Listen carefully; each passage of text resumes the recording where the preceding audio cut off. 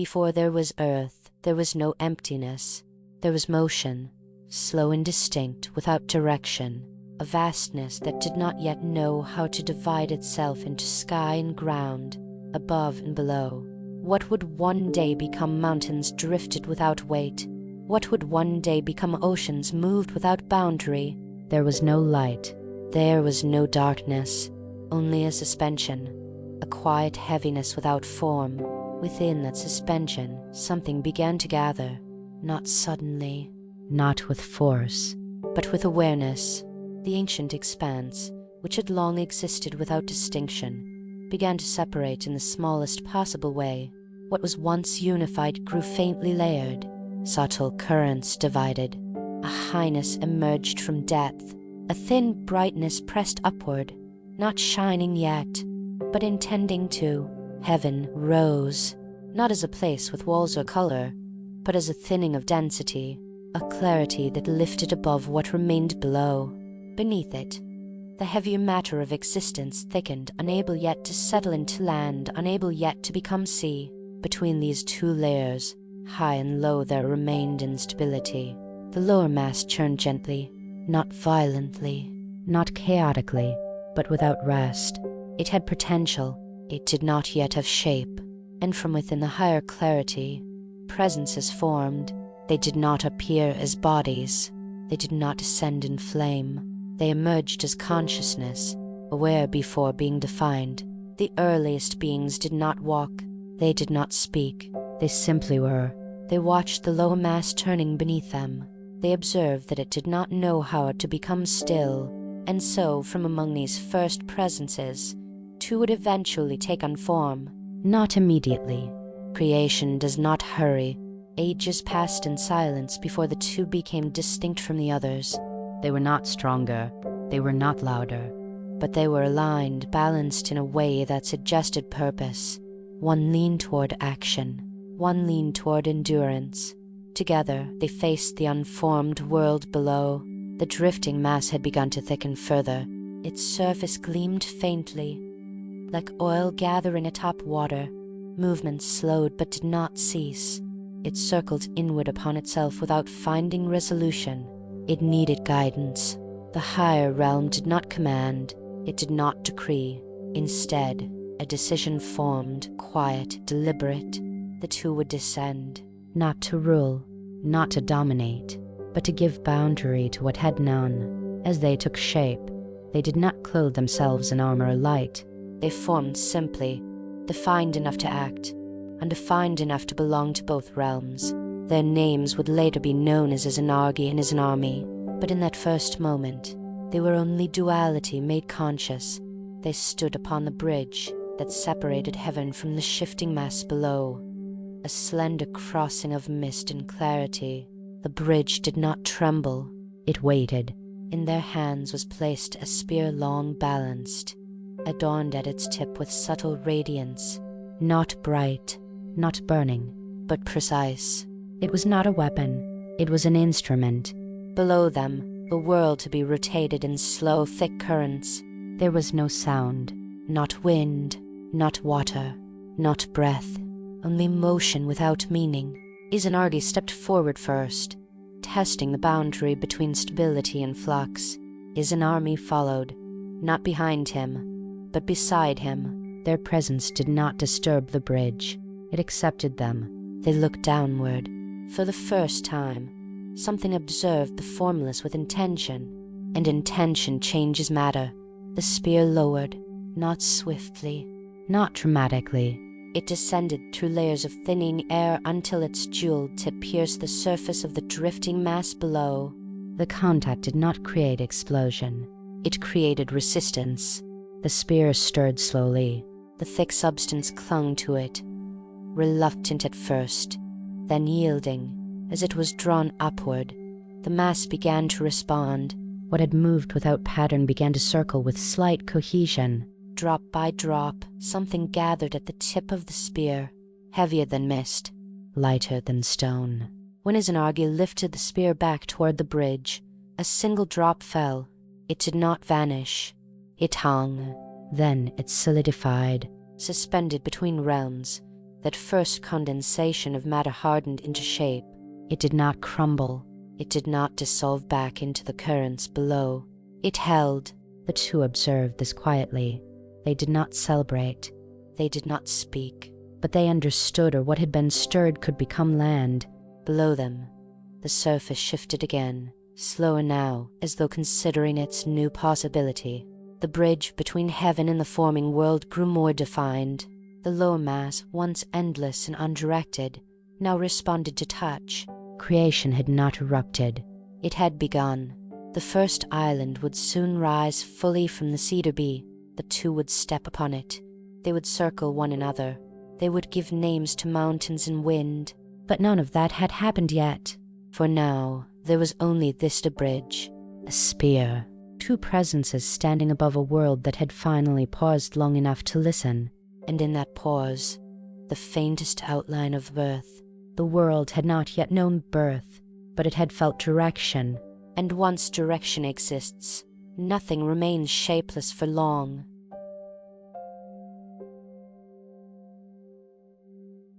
The drop that fell from the spear did not sink. It hovered for a breathless moment between heaven and the shifting mass below, suspended as if uncertain whether it belonged to the heights or to the depths. Then slowly, without sound, without force, it thickened. It did not shatter into fragments. It gathered. What had once been fluid drew inward, its edges rounding, hardening. The surface, still soft, began to cool.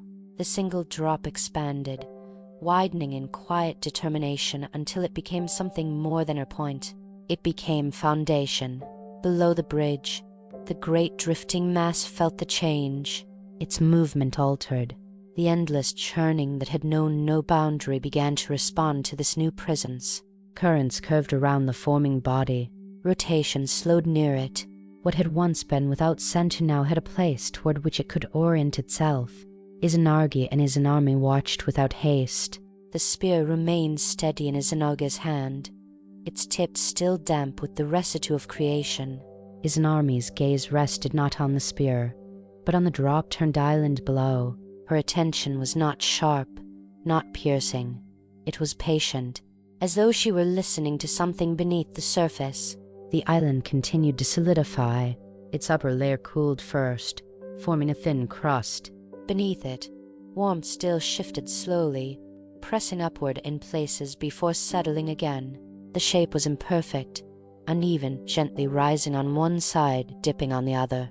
It did not yet resemble land as it would one day be known, but it held, and that was enough.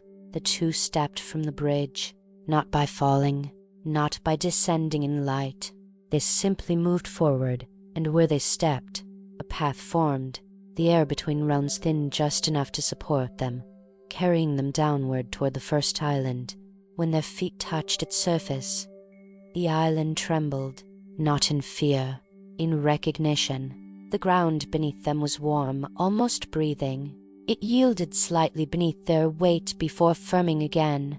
The surface smelled faintly metallic, like rain meeting stone before stone has fully cooled.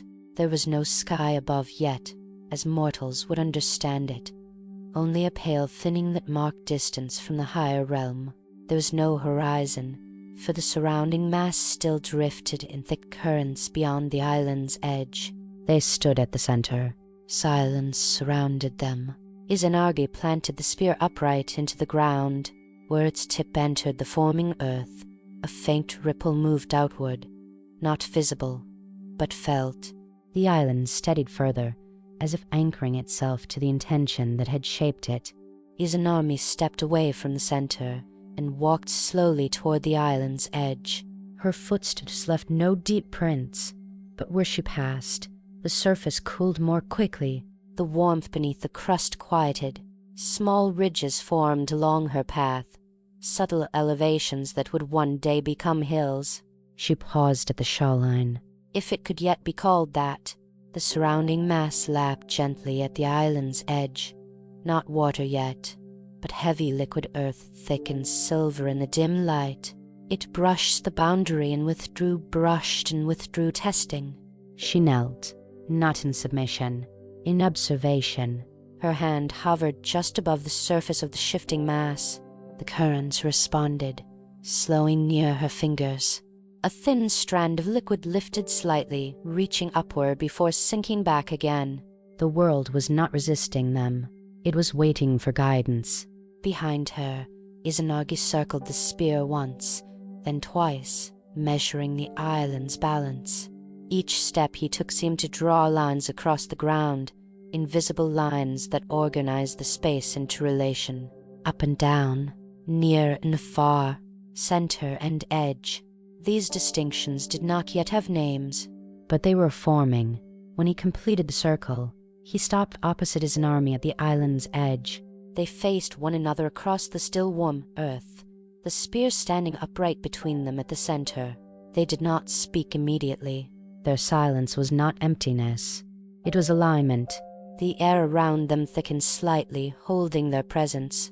The drifting mass beyond the island slowed further, its currents adjusting to the stability of this new body. For the first time, there was stillness within motion. Izanagi inclined his head slightly. Izanami returned the gesture. It was not ceremony yet, but it was agreement. They began to walk around the island's perimeter, not hurriedly, not in opposite directions at first, but together. As they moved, the boundary between island and surrounding mass sharpened. The edge became clearer, more defined. Where once the island had simply met the drifting substance, now there was separation. Shoreline emerged. The thick currents beyond began to thin. What had been dense and silver lightened gradually, taking on fluidity. The more the island stabilized, the more the surrounding mass relinquished its heaviness. It began to resemble sea. Above them, the pale thinning that marked distance from heaven brightened slightly. The separation between realms grew more distinct.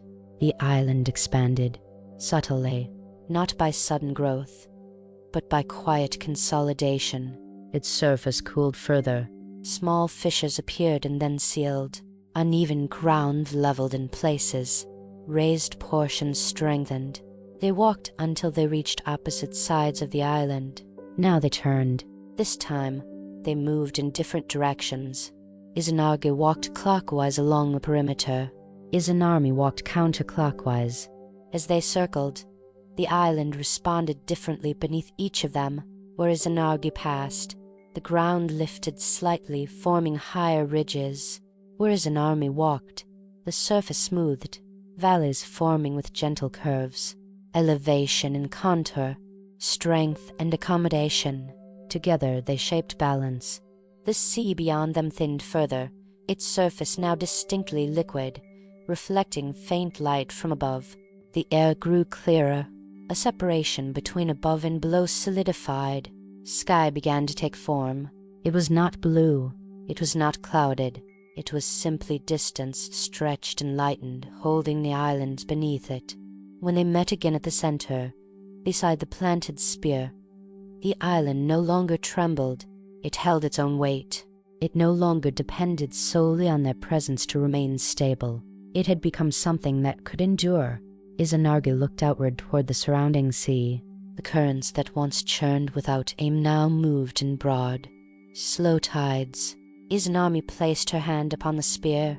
It pulsed faintly in response. The first land had formed, not by force, not by command, but by circling, by patience, by two presences walking the same ground in opposite directions until balance emerged. The world was no longer formless. It had shoreline, it had center, it had space where something could begin, but creation was not finished. An island alone is of only foundation.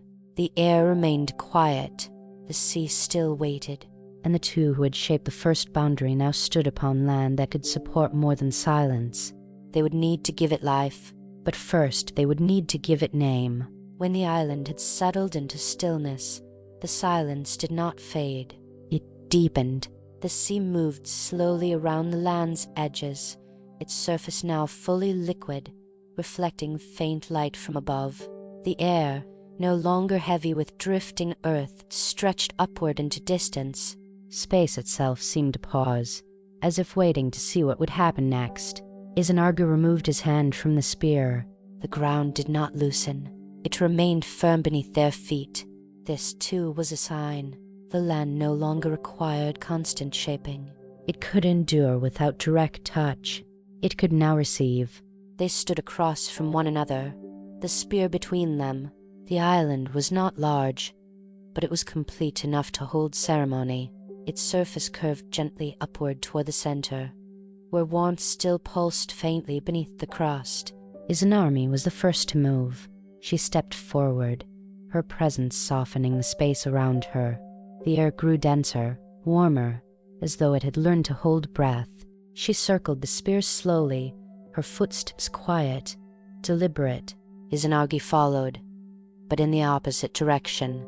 They walked as they had before, tracing the island's perimeter in reverse paths. This time, however, the air between them did not remain empty. It thickened with intention, with awareness. Each step felt weighted, not by gravity, by meaning. As they moved, the island responded again. The center warmed. Fine cracks appeared, not fractures, but seams, lines where something beneath was preparing to emerge. The sea leaned inward, its waves gentler now, almost reverent. Above, the pale distance that would become sky brightened slightly, holding the moment in suspension. When they met again at the spear, they stopped. They did not rush forward. They did not speak yet. Their meeting was not collision. It was alignment. Izanami inclined her head and spoke first. Her voice did not echo. It did not need to. It settled into the land itself. She greeted him, not with name, but with recognition. Izanagi responded. He returned the greeting. The words were simple, but the island felt them as vibration. The ground thrummed faintly beneath their feet, as if acknowledging the exchange. They had greeted one another properly, or so it seemed. They moved closer. The spear remained between them, but it no longer felt like a boundary. It stood as witness now, no longer guide. Their presence shaped the space around them. The air pressed inward, forming a center not just of land, but of intention. When they joined, the island reacted immediately. The warmth beneath the surface surged upward, and from the center where the spear stood, mist rose, thick, pale, alive with motion. It curled around their feet, climbed their legs, and wrapped the space between them. The sea withdrew slightly, as if giving privacy. The sky dimmed, not in darkness, but in quiet. From the mist, something began to take shape. Not solid, not yet. It was soft, unfinished, trembling at the edges. It carried motion but lacked structure. Its presence was felt more than seen, like breath on cold air. The land shifted beneath it. Izanami sensed it first. She stepped back, her expression changing. Not fear, but awareness. She felt the imbalance, subtle but undeniable. This was not what they had intended. Izanagi reached toward the forming presence, his hand passing through mist that clung but did not hold. The shape responded, stretching toward him, then recoiling. It was unstable, incomplete. The island trembled, not violently, but uncertainly. The seams at its center widened slightly, releasing more warmth, more vapor. The presence before them wavered. It had come into being, but it could not remain. The mist thickened, then began to drift outward, pulled by currents it could not resist. Slowly, gently, the shape dissolved, returning to the sea and air from which it had emerged. The island stilled again. The warmth beneath the surface quieted. The mist thinned, then vanished. Nothing remained at the center except the spear and the faint memory of what had almost been. They stood in silence. This silence was different from before. It carried weight. Izanami lowered her gaze. Izanagi did not speak immediately. They both felt it, the floor and the ceremony. Something had been missed. Something had been reversed. The island had responded honestly. It had reflected their imbalance. They turned away from one another, not in anger, but in reflection. The sea resumed its slow movement. The sky brightened slightly, as though the moment had passed. Time, which had paused, began to flow again. They walked to the edge of the island, standing side by side now, facing the sea. The surface below reflected their forms, distorted, wavering, incomplete. Izanami spoke quietly. She did not accuse. She observed. She spoke of order, of the path they had walked, of who had spoken first. Her voice carried clarity, not blame. Izanagi listened. He understood. The mistake was not failure. It was instruction. Creation did not resist them. It corrected them. They turned back toward the center. The spear still stood upright, unchanged. The island awaited their return. They circled again, this time with intention sharpened by understanding. Their steps aligned differently. The air responded more smoothly. The warmth beneath the surface stabilized. When they met at the spear again, the space felt different, balanced. This time, Izanagi spoke first. His voice settled into the land, firm and clear. Izanami responded, her words flowing to meet his, not overtaking, not lagging behind. Their exchange shaped the space between them. They joined again. The island responded, but differently. The warmth rose evenly. The mist formed more slowly, more deliberately. It gathered shape with patience, not urgency. The presence that emerged was steadier. It did not tremble. It did not waver. It held. The sea remained calm. The skies stayed open. The land beneath them did not crack or recoil. Something had been born that could remain. They did not name it yet.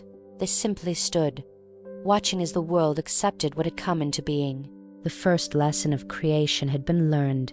Not everything that emerges is meant to endure, but what does endure is shaped by order, balance, and patience. The island stood firm beneath them. The sea moved in slow rhythm. The sky stretched wider. And for the first time, creation had corrected itself, not through force, but through understanding.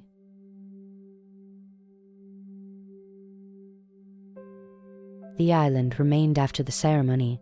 It did not dissolve back into the water, nor did it sink beneath the slow tides that pressed against its edges. It held its shape with quiet certainty, as though it had always intended to exist. Izanagi and Izanami stood at its center for a long time without speaking. They did not need to. The land beneath them carried the meaning of what had occurred more clearly than words could. It was warm, but no longer molten. Alive, but no longer unstable. It breathed slowly, expanding and contracting in a rhythm that matched the pulse of the sea. This island was no longer an experiment. It was a beginning. Beyond its edges, the ocean stretched endlessly, a vast body of undivided water that reflected the pale sky above. But now the sea was not uniform. Subtle currents began to form, moving differently around the island's shores, as if the water itself were learning how to respond to land. The spear still stood upright at the island's heart. Its surface reflected the sky faintly, but now it also reflected the island itself, its textures, its gentle slopes, the thin cracks where warmth still lingered beneath the surface. Izanagi grasped the spear once more. This time, he did not raise it immediately. He listened. The world, still young, spoke softly. The sea murmured in uneven tones. The air shifted, no longer entirely empty, but layered with distance and depth. Even the sky seemed to lean inward, attentive. Creation was no longer waiting to be forced. It was ready to be guided. When Izanagi lifted the spear again, the movement felt deliberate, precise. He stepped to the edge of the island, where stone met water, and lowered the spear into the sea. The water did not resist. It parted gently around the metal, rippling outward in widening circles. Where the spear touched, the sea surface thickened, growing heavier, more deliberate. He stirred slowly, not to churn, not to scatter, to disperse. The motion was careful, almost meditative. Each turn of the spear drew invisible lines through the water, lines that did not vanish when the motion stopped. The sea remembered them. As the spear moved, Izanami walked the island's perimeter. Her steps were light, but each one left a faint warmth behind, as though the land itself was learning her presence. Together, their movement shaped something new. The sea began to shift, not violently, not suddenly, but with purpose. Currents aligned themselves along the paths the spear had traced. Water flowed inward in some places, outward in others, forming boundaries that had not existed before. The surface trembled, then stilled. From beneath the water something rose. At first it appeared only as shadow, a darkening beneath the surface, spreading outward like ink in clear water.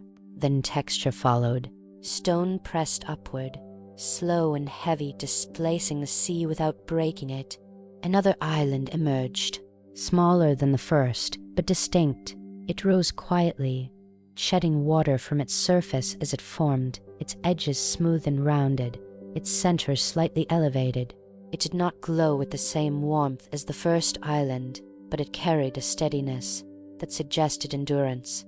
The sea adjusted around it immediately. Waves curved differently now, flowing between the two islands, learning new paths. Izanagi paused. Izanami watched. They did not celebrate. They observed. The island did not dissolve. It held, encouraged by this.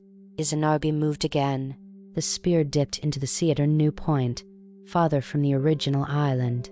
This time, the water responded more quickly, as if it had learned what the motion meant. Stone rose again, and again. Each emergence was different. Some islands were long and narrow, their edges sharp, as though shaped by stronger currents. Others were broad and low, barely rising above the sea, their surfaces smooth and gentle. Between them, the sea stretched and folded, forming channels and passages, currents threading the growing archipelago together. The world expanded, not outward into emptiness, but inward into structure. Izanami stepped onto one of the newly formed islands, testing its solidity. The ground was cool beneath her feet, firm and quiet. She knelt and placed her hand upon its surface. The island responded with a faint warmth, less intense than the first, but present. She rose and moved from island to island, her presence leaving subtle variation behind. A slight curve here, a gentle slope there. No two islands were identical. The sea flowed between them like breath between ribs. Above, the sky stretched wider, its pale expanse now reflected in countless surfaces of water and stone. Light fractured across the world, no longer uniform, but broken into countless soft reflections. Time seemed to deepen. Before, there had been only moment and motion. Now there was sequence, cause, effect. The islands settled into place, their positions fixed not by chance, but by balance. The sea learned to move around them, forming tides that rose and fell gently, never overwhelming, never retreating entirely. Izanagi returned the spear to the center of the first island. He rested it there, not as an ending, but as a pause. They had not finished. They had only begun. The land now existed in plurality. It stretched beyond a single point, beyond a single form. The world could grow, but growth, they had learned, required patience. The islands needed time to cool, to stabilize, to understand their own shapes. The sea needed time to memorize its new paths. Izanami gazed across the archipelago, her expression thoughtful. These lands would one day carry forests, rivers, and life that neither of them yet understood. But for now, they were bare, quiet, complete in their emptiness. The wind passed gently between the islands, its first true journey across space that was no longer uninterrupted water. Creation had learned how to divide, not through violence, through distinction. And as the sea settled into its new rhythm, the world took its first long breath, a breath that would carry it forward into everything that was yet to come. The islands remained. They did not drift apart, nor did they press too closely together. Each one rested within the sea as though it had found a place that felt inevitable, neither chosen nor accidental. Izanagi and Izanami understood that this stillness was not emptiness. It was waiting. Creation, now given form, required meaning. Without it, the land would remain only stone and water, present, but unremembered. To endure, the islands needed more than shape. They needed names. Izanami stepped forward first. She stood at the edge of the original island and gazed across the archipelago, her eyes tracing the curves and distances, the subtle differences between each rise of land. The islands did not speak, but they responded, not with sound, but with a quiet pull, as though each one wished to be known. She raised her voice, not loudly, but clearly, and she named the first island. The sound of its name moved across the water like a ripple, slow and deliberate. The island did not change its shape, but something within it settled, as if it had been waiting for this recognition. The sea responded. Its currents adjusted slightly, flowing more confidently around the named land, as though acknowledging its permanence. Izanagi watched carefully. When Izanami named the second island, he felt the shift immediately. The air grew heavier, richer. Distance gained definition. The space between islands became meaningful, not merely empty water, but passage. Each name anchored its island more firmly to existence. They continued, island by island. Izanami spoke, and with each name, the world grew more complex. Some names carried weight, grounding the land deeply into the sea. Others were lighter, allowing the island to feel more fluid, more open to change. As she spoke, Izanagi moved among the islands, touching the stone, listening to how each name resonated through the ground. Some islands answered with warmth, others with cool stillness. Each response was different. Together, they learned the language of land. Naming was not arbitrary. It was alignment. One island rose higher than the rest, its surface rugged, its edges steep. When named, it seemed to draw the sky closer, its peaks catching more light, its presence commanding the surrounding waters.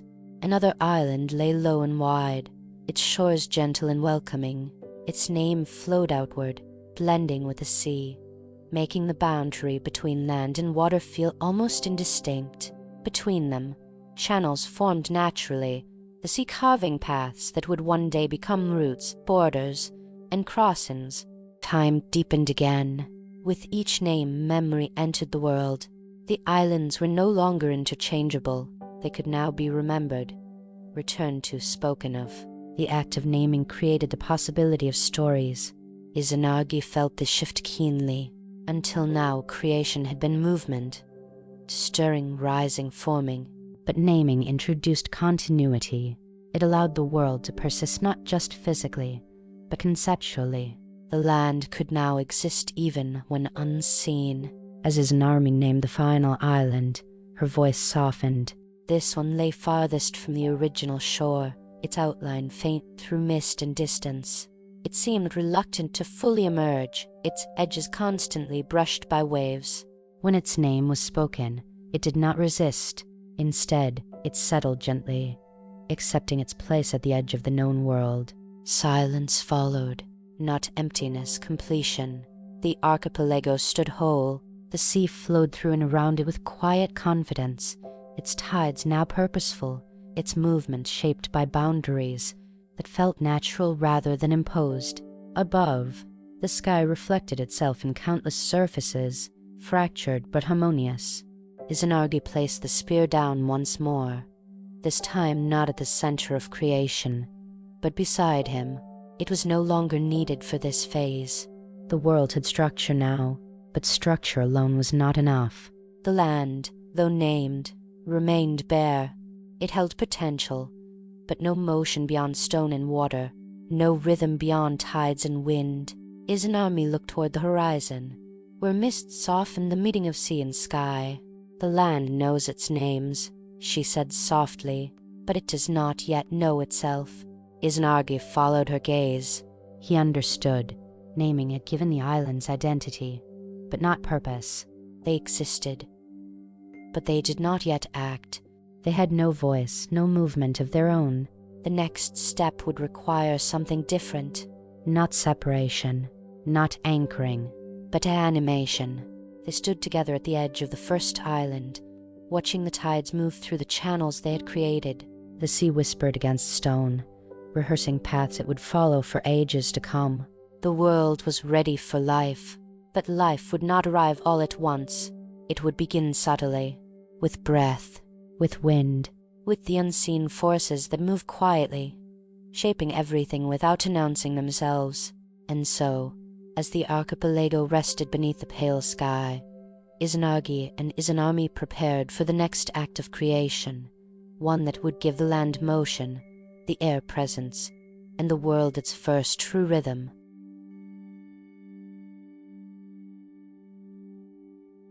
The islands had names, the sea had boundaries, the sky had distance, but the world was still quiet, not silent, for the tides moved and the air shifted faintly, but quiet in a deeper way. There was no rhythm beyond the predictable pull of water, no motion that chose its direction. The land waited. Izanami stood upon the highest of the newly formed islands and closed her eyes.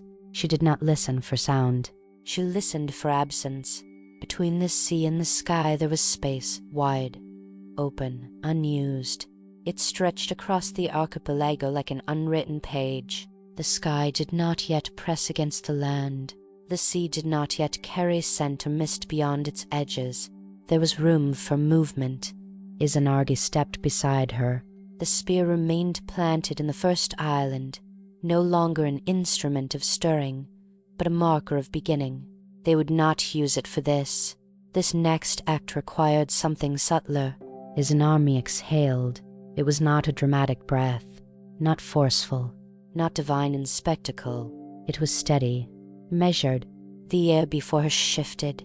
At first, nothing visible occurred, but the surface of the sea trembled, not from tide, not from internal current, but from something brushing across it. A faint line moved outward from the island's peak, stretching across water toward the horizon. The sea responded. Its surface rippled differently now, not in circles, but in waves that traveled. The movement did not originate from below. It traveled across. The air had begun to move. Izanagi inhaled deeply, drawing the thin sky into himself. Then he released it in the opposite direction. The two currents met somewhere above the water. They did not collide violently. They folded into one another. The meeting created pressure, a soft compression that forced the air downward and outward simultaneously. The sea answered with motion, waves forming and breaking gently against the shores. The islands felt it. Their edges cooled and warmed in subtle patterns. Stone, once inert, now experienced friction. The world was no longer static. Wind had begun. It did not roar. It did not howl. It drifted first. Curious, exploratory, it traveled between the islands, slipping through narrow channels, climbing over ridges, dipping into valleys. The air discovered terrain, and in discovering it, it changed. Where the wind passed over water, it carried moisture upward. Thin veils of mist formed above the sea's surface, rising slowly before dissolving again. Where it passed across stone, it cooled heated surfaces and warmed shaded ones. The world gained texture. Izanami walked along a cliffside of one island, allowing the wind to move through her hair. She extended her hand into the air, and the current wrapped round her fingers, following her motion. It was not obedient. It was learning. Izanagi descended toward the shoreline and watched how the wind pressed the sea against stone. Each contact reshaped the edges slightly. What had once been smooth began to curve more distinctly. Sharp corners softened. Gentle slopes deepened. Time accelerated, not in pace, in effect. The wind did not merely pass. It altered. Days, if they could yet be called days, began to distinguish themselves from one another. The sky brightened at intervals and dimmed at others, responding to the shifting air. Light moved differently as currents formed patterns above. Clouds gathered faintly at first, not yet rain-bearing, but visible concentrations of moisture drawn upward by breath. The sky was no longer empty distance. It had weight. Izanami sensed it first. The air above thickened unevenly, Pockets formed where moisture lingered longer than elsewhere. The wind moved through these pockets differently, creating spirals and swirls. Izanagi stood at the center of the first island once more. He watched how the currents now circled the spear, wrapping around it before continuing onward. Even the marker of beginning now influenced flow. The world had entered rhythm. Wind moved, sea answered, stone endured, sky gathered. This was no longer shaping, it was interaction. Izanami spoke quietly. The land breathes now. Izanagi nodded. Breath was not life yet, but it was prerequisite. The islands no longer stood isolated in stillness. They were connected by invisible movement, tied together by air that touched each shore in turn. The wind strengthened gradually, not violently, but confidently. It found paths it preferred, carving invisible roads through the sky. It discovered valleys where it could rush and peaks where it would slow, and where it slowed, clouds thickened. The first shadow crossed the land, not from stone, not from night, from sky. The islands felt the dimming. They did not resist. They adjusted. Izanami tilted her face upward. The cloud above her darkened slightly at its center, moisture gathering beyond containment. The world, which had learned to divide, to name, and to move, was preparing to release. Rain had not yet fallen, but it was near, and with it would come the next transformation, one that would carve rivers, fill basins, and deepen the sea beyond recognition. The wind did not stop.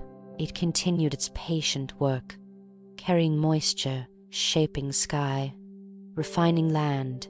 The world had taken its first breath, and breath once begun does not easily cease.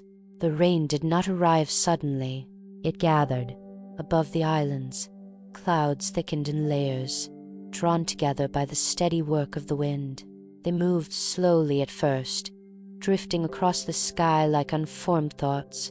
Where currents met, the clouds lingered longer, swelling with quiet patience. The sky grew heavy, not dark, not yet, but weighted, as though it held something it had not learned how to release. Izanami stood beneath a thickening veil and felt the air change against her skin. The wind slowed, as if pausing to listen. Moisture pressed gently downward, cooling the land without touching it. The world waited. Then one drop fell. It struck stone. The sound was soft, barely audible, but it mattered. The stone absorbed it slowly. The surface darkened where the drop had landed, the color deepening as the water spread outward in a faint ring before disappearing into unseen pores. The land remembered. Another drop followed, then another. They fell irregularly at first, spaced far apart, testing the ground below. The sky seemed uncertain, releasing its weight cautiously, as though learning restraint. The rain was cool, clean. It did not rush. As more drops fell, the scent of stone and earth changed.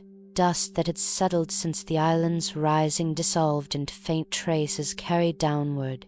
The air grew heavier with the smell of wet land, sharp mineral, alive. The wind resumed its movement, guiding the falling water sideways at times, pressing it against cliffs, drawing it into shallow depressions. Rain touched every surface differently. On flat stone, it pooled briefly before slipping away. On sloped rock, it traced thin lines, drawing paths that followed the natural contours of the land. In the valleys, water lingered longer. Izanagi knelt near a shallow hollow between two rising ridges. Rain gathered there slowly, drop by drop, until the ground could hold no more. The water overflowed, spilling gently into a lower depression beyond. A path formed, not deep, not permanent, but present. The land began to guide the water. The rain continued, not as a storm, but as a sustained offering. Clouds shifted overhead, releasing moisture evenly across the islands. Where the land dipped, water collected. Where it rose, water passed over quickly, leaving behind softened edges. Stone changed, sharp angles dulled, fine sediments loosened and moved. The water carried pieces of the land with it, grains of mineral, traces of ash, remnants of the world's earlier stillness. These fragments settled elsewhere, reshaping surfaces as they went. Time stretched. The rain fell long enough that the ground no longer resisted it. Channels deepened. What began as temporary paths became familiar routes. Water followed the same lines again and again, each pass carving slightly deeper than the last. The first rivers were born quietly. They did not roar, they whispered. Thin streams wound their way from higher ground toward the sea, moving steadily, confidently, as though they had always known where they were meant to go. Izanami walked alongside one such stream, watching how it curved round obstacles rather than forcing its way through. When it met stone too large to move, it divided, slipping around both sides before rejoining downstream. The water learned patience. It learned persistence. Izanagi stood where the stream met the sea. The fresh water mixed with salt, its path dissolving into the larger body without resistance. The sea accepted it without change, yet became subtly different, enriched, deepened. The boundary between land and sea softened. Shorelines changed shape. The sea crept inward where stone weakened, and withdrew where sediment gathered. Rain continued. The sky did not hurry. Clouds thinned and thickened in cycles, releasing water steadily, then resting briefly, then releasing again. Each pause allowed the land to adjust. Each return reshaped it further. The islands transformed. Valleys deepened into basins. Basins became lakes. Lakes overflowed into rivers. Rivers braided and separated, carving networks across the land. The land no longer existed as solid mass alone. It existed as flow. Izanami sensed it in her body, the way the land now responded dynamically to change. Where stone had once been fixed, it now yielded slowly. Where surfaces had been uniform, they now varied endlessly. The rain touched every future at once. It prepared soil. It smoothed stone. It carried memory. Izanagi felt something new as well. Not satisfaction, but responsibility. The world was no longer something that could be shaped once and left alone. It would continue to change, without them, or with them watching. The rain eventually softened. Drops spaced farther apart. Clouds thinned, drifting higher as the wind shifted. The sky lightened gradually, allowing pale light to filter through. The rain ended not with finality, but with quiet withdrawal. Water remained. Rivers continued their journey. Lakes reflected the sky. The land breathed differently now, heavier, richer, prepared. Izanami stood at the edge of a newly formed river and placed her hand into the current. The water moved round her fingers, cool and persistent, refusing to stop even when interrupted. "This will not forget," she said softly. Izanagi nodded. The river carried not only water, but time. Every drop that passed carried the memory of sky and stone. Every curve preserved the history of resistance and surrender. The world had learned to move. It had learned to remember. And soon, it would learn to hold life.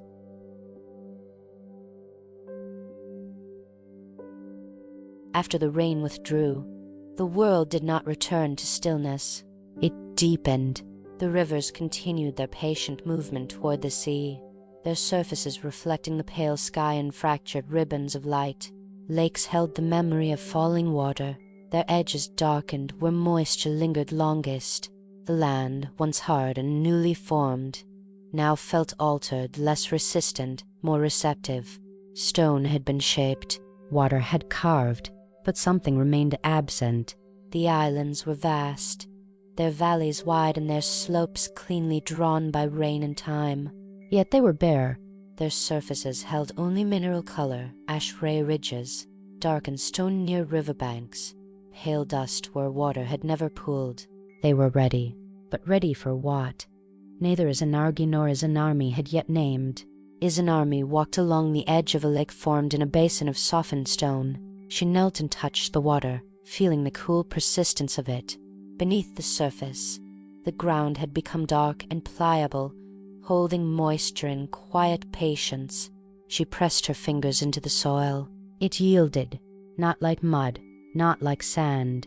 It held shape when shaped. It retained warmth beneath the coolness of water. She closed her eyes. The world had movement. It had structure. It had memory. Now it needed continuity. Izanagi joined her by the water's edge. He studied the soil in silence before speaking.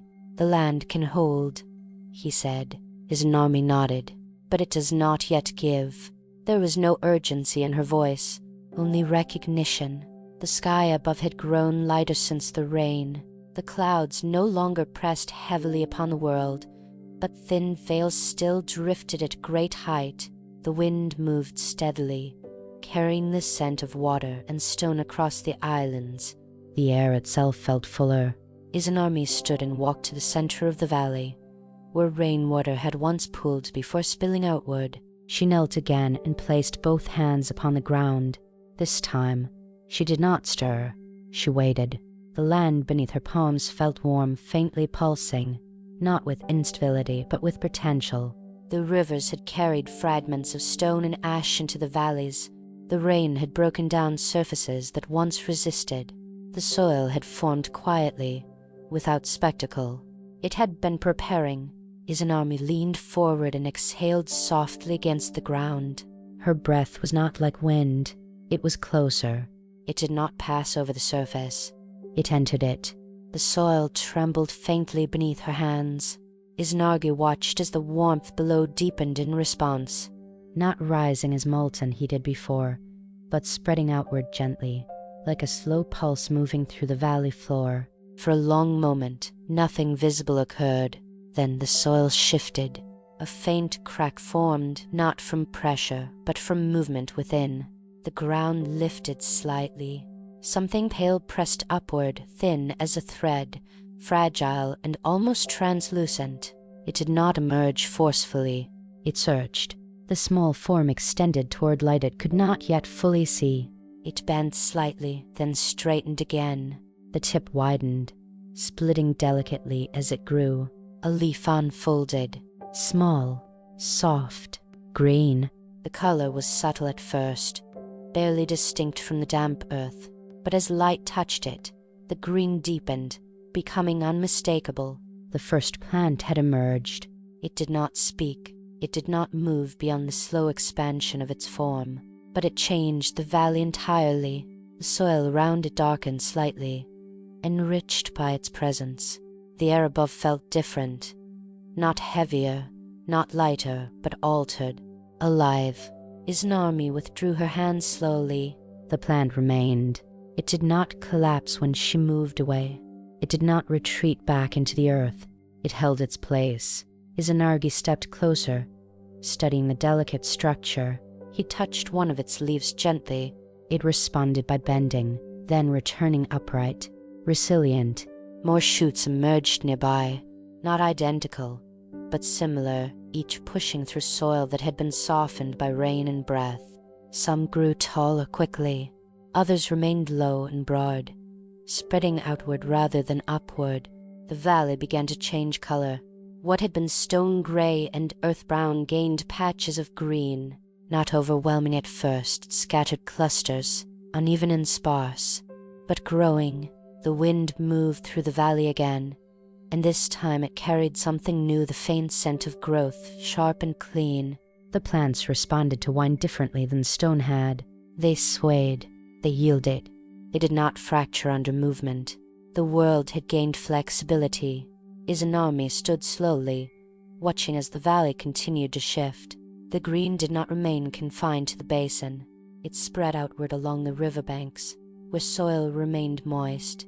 It climbed gentle slopes and filled shallow depressions. Seeds formed within the first plants, small, nearly invisible, but present. When the wind passed, some loosened and carried themselves elsewhere. The islands began to soften visually. Stone remained visible, but it was no longer dominant. Patches of green traced the rivers like veins. Hillsides grew textured. Time stretched again. Days passed in slow sequence. Rain returned briefly, nourishing what had emerged. Sunlight, faint and filtered, strengthened the leaves, deepening their color. The world had entered another stage. Not structure, not motion, growth. Izanagi looked across the archipelago and saw similar changes unfolding. Valleys on distant islands flickered with green. Riverbanks darkened and softened. Life had not arrived in fullness, but it had begun, and it would not remain small for long. The first green did not remain alone. What began as a single fragile shoot multiplied quietly across the valleys and riverbanks. The soil, once bare, newly formed, now carried unseen memory, fragments of stone broken down by rain, ash softened by time, minerals dissolved and carried through the river's patient paths. The land had been prepared longer than it realized. Where moisture lingered longest, green thickened. The earliest plants grew broader leaves, their roots pressing deeper into the softened earth. Each root did more than anchor. It held the soil in place, weaving the land together in subtle networks. The rivers noticed. Their edges, once prone to slipping and collapse, began to stabilize. Sediment that would have washed away now remained. The water slowed in places, deepened in others, shaped not only by stone but by growth. Izanami walked slowly through one of the valleys that had first turned green. Her feet brushed against young shoots that bent and then rose again. Unharmed, she felt something new beneath her steps. Resilience. The land was no longer entirely dependent on her touch or Izanagi's shaping. It was learning to sustain itself. Izanagi stood at the edge of a widening river, where green had begun to cluster thickly along the banks. He watched as seeds loosened from the first plants and drifted in the wind, carried beyond the valley into places where soil was thinner, drier. Many did not take root, but some did. Life did not require perfection. It required persistence. Time passed, not measured in hours, but in transformations. The small plants grew taller, stems thickened, leaves broadened, reaching upward more confidently toward the sky. Some plants stretched higher than others, competing not violently, but steadily, for light. The sky responded in turn. Clouds drifted in cycles, bringing gentle rain at intervals that seemed almost rhythmic. The wind shifted seasonally, warmer at times, cooler at others. The world began to experience pattern. The earliest trees emerged quietly. They did not erupt from the soil in sudden grandeur. They grew slowly, their trunks thickening year by year, their branches reaching outward in deliberate arcs. Roots deepened, splitting stone that had once seemed immovable. Where roots pressed, cracks formed. Where cracks formed, soil gathered. Where soil gathered, new plants took hold. The islands began to change in silhouette. What had once been bare contours of rock became layered with texture.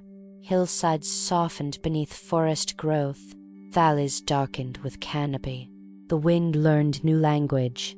When it passed through open valleys, it moved freely. But when it entered the growing forests, it whispered. Leaves caught and released it. Branches redirected it. The sound of movement gained variation. The world was no longer quiet in the same way. It had acquired gentle sound.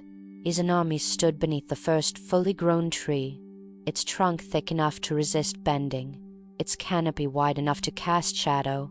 She placed her hand upon its bark. The tree carried memory. It remembered rain. It remembered sunlight. It remembered the slow shift from seed to stem to strength. Izanagi joined her. Growth carries time within it, he said softly. She nodded. Stone endured without change. Water flowed without retaining form. But growth held history within itself. Each ring within the trunk recorded cycles unseen by the eye. The forests began to spread across the islands more rapidly now. As canopies formed, the soil beneath grew richer. Fallen leaves layered the ground, breaking down into nourishment for future growth. Rivers ran clearer in some places, shaded by overhanging branches. In others, roots redirected their paths, splitting currents into new channels. Life began to create complexity. The islands were no longer simple forms of land surrounded by sea. They were ecosystems in their infancy, interconnected, responsive. Small flowering plants appeared among the trees, subtle bursts of color in valleys of green. Moss crept across stone surfaces near streams, softening once sharp edges. Even the cliffs overlooking the sea grew altered. Vines traced their faces, reaching downward toward waves that still carved patiently at the shoreline. The sea itself seemed calmer. Its tides moved through channels framed now by living banks rather than exposed rock. The reflection of the sky fractured not only against water, but through branches and leaves. The world had texture layered upon texture. Izanami walked through a forest at dusk, though dusk had only recently begun to distinguish itself from day. The light filtered through leaves in muted patterns. Shadows grew longer, not threatening, but contemplative. She paused and listened. The forest held silence differently than stone had. It was not absence. It was presence restrained. Izanagi stood on a distant ridge and looked across the archipelago. Green now dominated the landscape. Rivers shimmered between forests. Lakes mirrored trees along their edges. Even the smallest islands, once bare and resistant, now carried growth along their contours. The world no longer appeared newly formed. It appeared established. And yet something remained absent. The forests moved only when wind moved them. The rivers flowed, but without awareness. The land had breath. It had growth. But it did not yet have voice. Izanami sensed the coming shift before it arrived. The balance of creation had reached a threshold. Movement and growth had prepared the world. Now something would need to inhabit it. Not as root, not as stone, but as motion that chose its own path. The forest swayed gently beneath the deepening sky. The rivers carried their steady murmur to the sea. The world had learned to grow. Soon, it would learn to walk.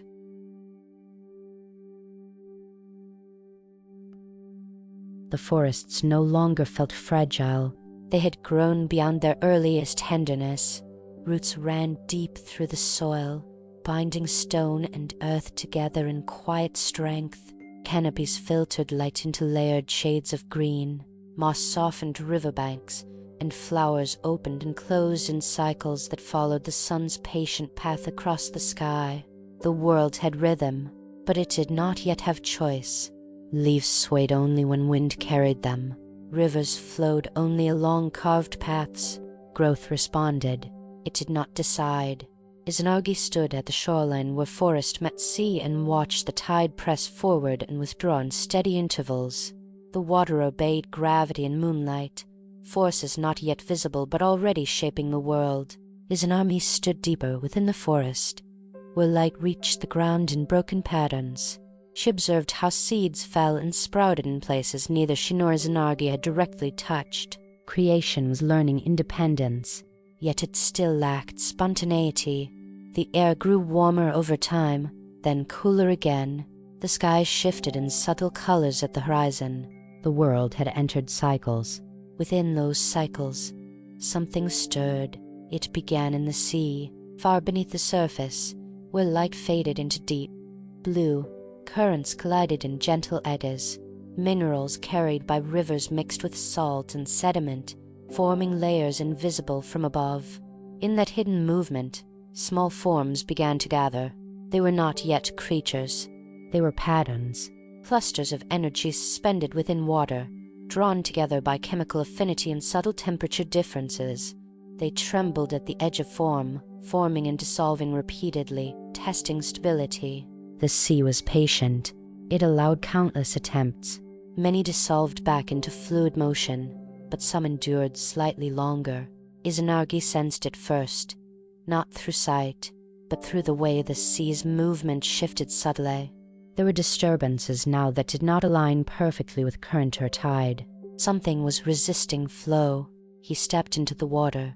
It rose cool around his legs, then his waist. He lowered his hand beneath the surface and held it still. A faint brush touched his fingers. It withdrew instantly. He waited.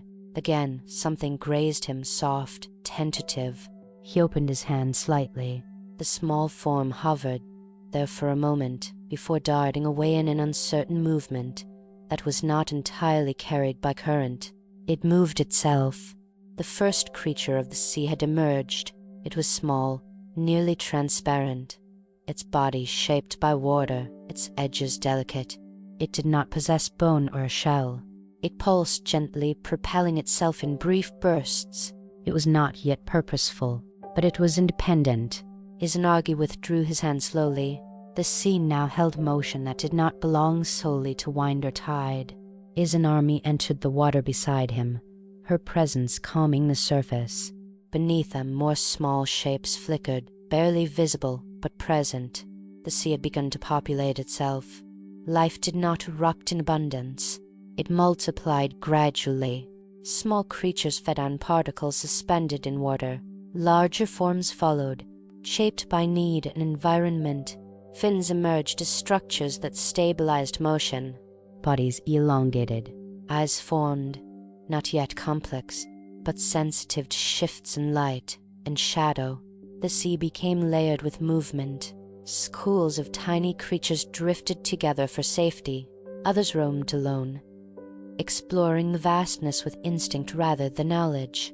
Above the water, forests remained unaware at first, but the shift would not remain contained. Along riverbanks, shallow pools warmed beneath filtered sunlight. Moisture collected in mossy hollows and stone depressions. Within those pockets, similar patterns formed, small pulses of energy gathering in still water. One evening, as light dimmed and the forest cooled, a thin film along a pond's surface broke. A small creature emerged.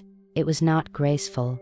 Its limbs were uncertain, its body awkward in the transition from water to land. It rested briefly at the edge, breathing shallowly, then returned to the pond. But the boundary had been crossed. Movement now extended beyond water. Izanami knelt at the pond's edge and watched carefully. The creature tried again the next day. This time it remained longer. Its limbs strengthened through repetition. Its skin thickened, adjusting to air rather than constant immersion. The forest felt it. Leaves trembled when the creature passed beneath them. Soil shifted slightly beneath its tentative steps. The land had gained mobility. Soon more followed. Small beings crept along riverbanks, some remaining close to water, others venturing farther. Their forms varied, some elongated and low to the ground, others compact and upright. They adapted slowly to terrain, learning to climb roots, to burrow into soil, to hide among leaves. The forests responded. Seeds that fell into disturbed soil found easier purchase. Fallen leaves shifted as creatures moved beneath them, aiding decomposition. Rivers carried nutrients redistributed by tiny footsteps. The world became interactive. In the sea, larger forms emerged, creatures with harder bodies, shells protecting soft interiors. Some learned to swim against current. Others drifted and filtered water for sustenance. Predation began quietly. One creature consumed another. Not in cruelty, in necessity. The cycle deepened. Izanagi and Izanami did not intervene. They observed. Creation was no longer solely their act. It was unfolding according to its own balance. On land, creatures began to distinguish themselves further.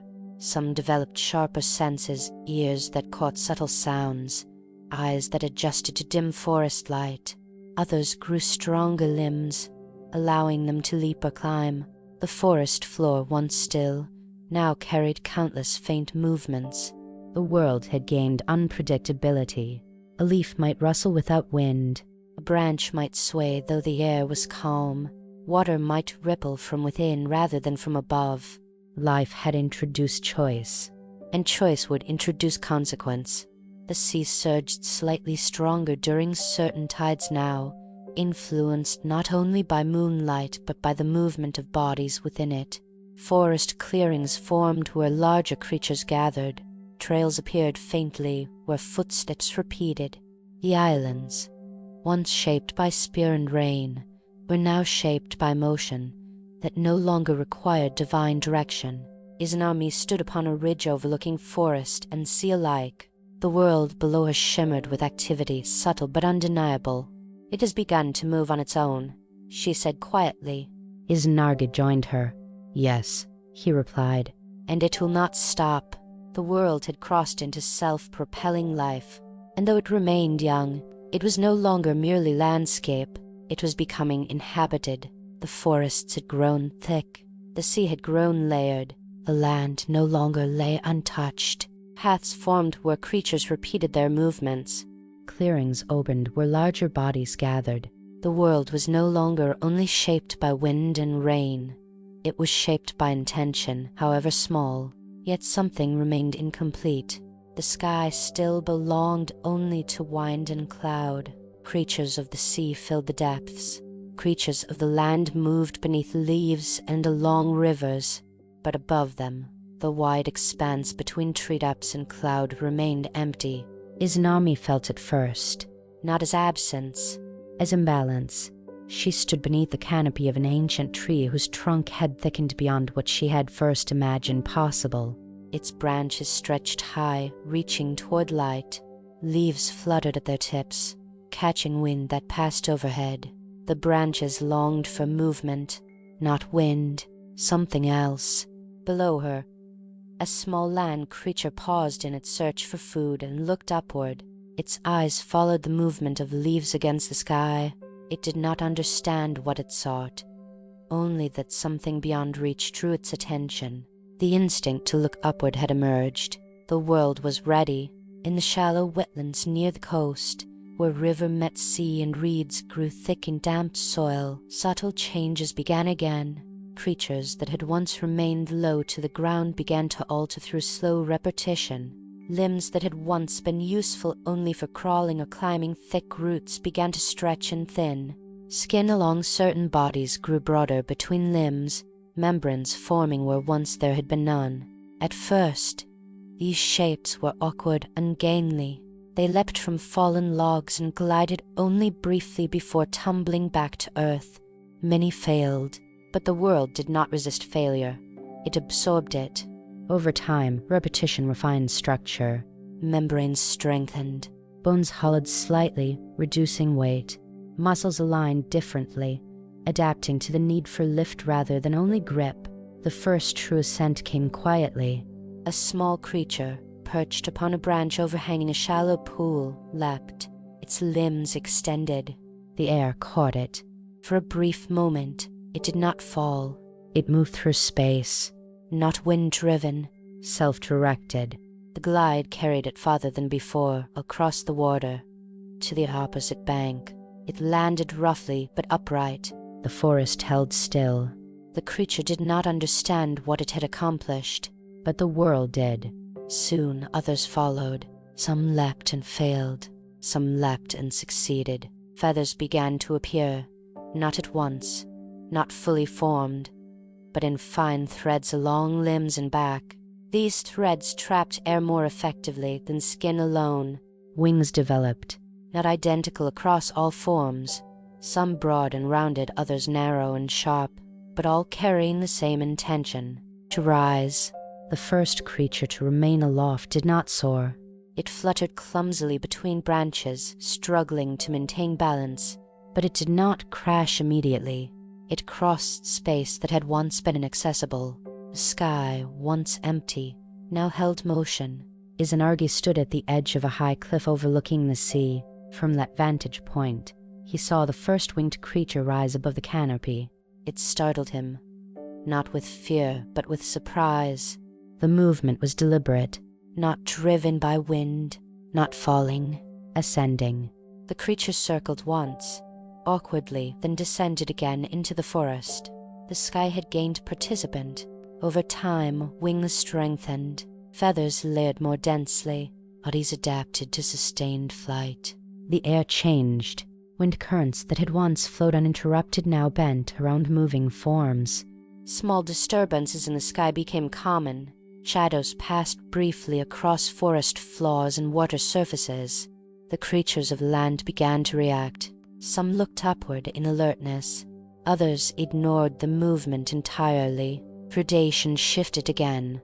Some winged creatures hunted smaller forms below, while others fed only upon seeds and insects that now flourished among the greenery. The forests responded by growing denser in some areas, offering shelter. Clearings remained open where flight required space. The world was learning balance. The sea, too, responded. Along coastal cliffs, winged creatures nested, their cries echoing faintly across water. The sound carried farther than any forest rustle had before. It traveled across the open expanse of sea, returning faintly from distant islands. The world gained voice in the sky. Izanami stood beneath the flight path of several of these new beings. Their shadows crossed her face as they moved overhead. She closed her eyes and listened to the sound of wings cutting through air. "It has learned to rise," she said softly. Izanagi nodded. "And with rising, it learns distance." Flight changed perception. Creatures that moved through air saw the islands from above. They learned the shape of rivers, the curve of coastlines, the location of distant lakes. They connected spaces that once felt separate. The archipelago was no longer experienced only from within. It could be seen as whole. The first migrations began quietly. Some winged creatures did not remain upon the island of their birth. They crossed water, landing upon distant shores. Seeds clung to their feathers and traveled with them, spreading growth beyond its original valleys. The sky became corridor. The islands became network. The world's complexity deepened. Land, sea, and sky now carried life in motion. Each realm influenced the others. Rivers fed sea. Sea shaped coast. Forests stabilized soil. Creatures moved through all three. Creation had reached a stage of interdependence. Izanagi and Izanami stood together at twilight, watching the layered world unfold, water shimmering below, forests breathing between stone ridges, winged forms cross in fading light. The world no longer required constant shaping. It was alive, but life would not remain gentle forever. Where there is motion and choice, there is tension. Where there is abundance, there is imbalance waiting to surface. The islands had learned to breathe. They had learned to grow. They had learned to move. Soon they would learn to burn.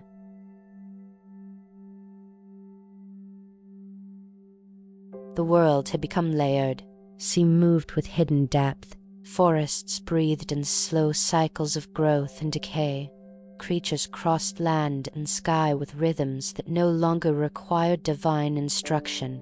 Life had taken root. But life had not yet known destruction. The islands were rich with green now. Valleys darkened with canopy. Rivers carved deep channels that glimmered beneath filtered light. Even the smallest ridges carried moss and vine. The world felt full. Izanagi sensed it as completion. Izanami sensed it as imbalance. For in fullness, something always gathers beneath the surface, something waiting to emerge. The change began beneath the ground, far below the soil and roots. Beneath stones softened by rain and strengthened by time, heat remained. It had never fully disappeared. From the first stirring of the spear, from the formation of the earliest island, warmth had settled deep within the earth. It had been quiet, contained, but it had not vanished. As forests thickened and roots pressed downward, the earth grew heavier above that hidden heat. Pressure increased slowly, imperceptibly at first. The ground did not crack. The rivers did not falter. But deep within the stone, something shifted. Izanami felt it before she understood it. While walking through a high valley where wind moved gently between tall grasses, she paused. The soil beneath her feet felt warmer than usual. Not surface warmth from sun. Internal warmth. She knelt and pressed her palm to the ground. The heat pulsed faintly, not rhythmic like breath, but gathering like thought. Izanagi joined her. He felt it too. The earth was not only growing. It was accumulating. What lies below has not yet spoken, he said quietly. Izanami nodded. She closed her eyes and reached downward, not physically, but through awareness. The warmth below was not malicious. It was not wild. It was potential. And potential, when confined too long, seeks release. Days passed. The warmth intensified. In certain valleys, mist rose even without rain. Stones along riverbanks grew warmer than water flowing beside them. Creatures sensed it in instinctive unease, moving slightly away from certain hillsides without knowing why. The forests remained unaware until the first fissure appeared. It opened along a ridge high above the sea, a thin line at first, almost invisible among roots and stone. Then it widened slowly, releasing a faint glow from within. Not bright, but undeniable. The glow deepened in color, from pale amber to molten gold. Smoke began to rise, thin, curious. The sky responded with shifting wind. Izanami stood at the edge of the ridge and watched as the fissure widened further. From its depths, liquid light began to press upward. It did not burst. It flowed. Slowly, deliberately. Molten rock spilled from the opening, glowing brighter as it met air. It moved down the slope in thick, luminous rivers, reshaping the terrain beneath it. Where it touched forest, leaves curled instantly. Where it touched stone, it hardened quickly at the edges, forming new shapes. The creatures fled, not in chaos, but in instinct. Birds rose from trees. Land creatures scattered into valleys untouched by heat. The sea pulled slightly away from newly forming cliffs. The world had never known flame. Now it did. Izanagi stood beside Izanami, watching the molten flow carve new paths across the ridge. His expression remained steady, but something beneath it tightened. This too was waiting, he said. Izanami did not answer immediately. She felt the cost already. The heat intensified, and from the molten river rose tongues of flame, small at first, flickering along branches that had caught fire. The flames climbed quickly, feeding on dried wood and fallen leaves. Smoke thickened, darkening the sky above the ridge. Fire moved differently than water. Water carved and cooled. Fire consumed and transformed. The forests, once symbols of continuity, now glowed orange against deepening twilight. Leaves that had taken years to grow curled in moments. Branches cracked and fell. The sound was new. Not the whisper of wind, not the murmur of river. A sharp, restless crackling. Izanami stepped forward. The heat brushed her skin, stronger than any warmth she had felt from soil before. She extended her hand toward the rising flame, not to extinguish, but to understand. The fire leaned toward her. It recognized source, for flame was born not only from Earth's heat, but from creation itself. It was another child of the world, but unlike forests or rivers, it did not seek balance instinctively. It sought fuel. The molten flow continued, birthing flame where it passed. Hillsides reshaped under its weight, valleys filled with smoke. Izanagi turned toward Izanami. This will not remain small, she knew. The warmth beneath the earth had found release, and once released, it would change everything. The ridge burned through the night, though night had not yet been fully distinguished from day as mortals would know it. The glow from flame painted the sky in shifting hues. Smoke drifted across the archipelago, carried by wind that no longer felt gentle. By morning, the molten river had slowed. Its surface hardened into black stone, steaming faintly where it met cooler air.